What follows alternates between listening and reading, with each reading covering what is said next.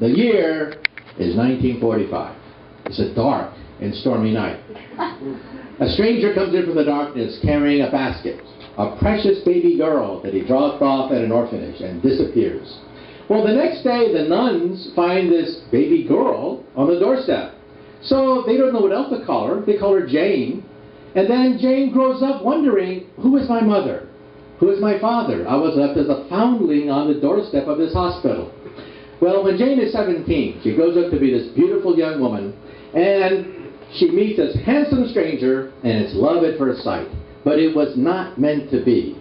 They quarrel, and her boyfriend stomps off, but it's a very sad story. Very sad. It's a tragedy. Jane is left abandoned and pregnant. She finds out she's pregnant. 9 months later, she's rushed to the hospital and delivers a beautiful baby girl. But that same night, someone smashes open the window of the hospital and kidnaps Jane's baby girl. And it's even worse than this.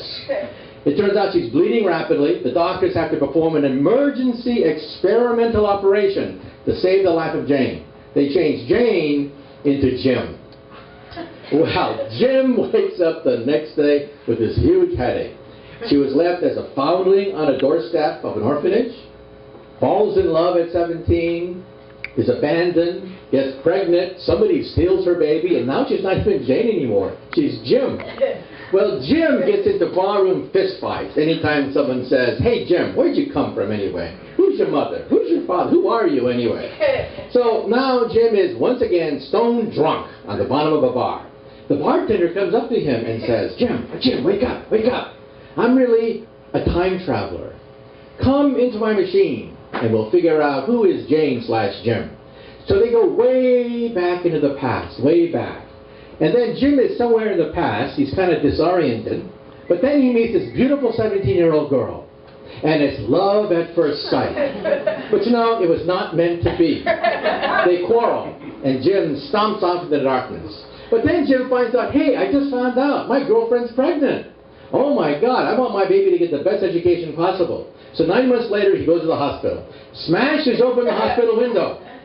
Goes in and kidnaps his own precious baby girl. And then he goes back to the time machine. Back, way back into the past. Until it is 1945. It is a dark and stormy night. Jim comes into the darkness carrying a precious baby girl that he drops off at an orphanage.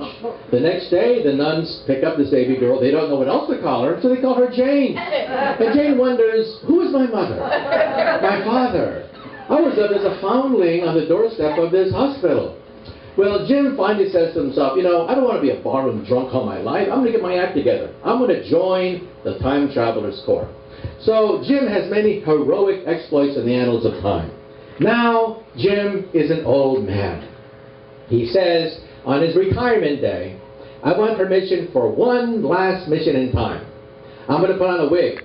I'm going to go backwards in time to impersonate a bartender, to meet a certain barroom drunk who gets into fistfights anytime someone says, who are you, Jim? Who's your mother? Your father. Now, for 10 points, who can tell me? Who is Jane's mother, father, son, daughter, grandfather, great-granddaughter, great-great-great-grandfather, great-great-great-daughter? Yeah? Jane. Jane is a family tree unto herself.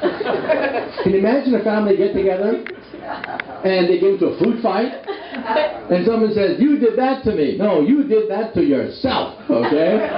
Think about this, because we physicists are actually studying that story. Next slide. So, one way to travel through the portals of space and time is something called a wormhole, something which we study a lot.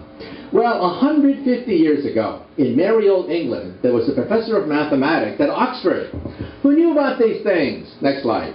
Mathematicians call these things multiply connected spaces.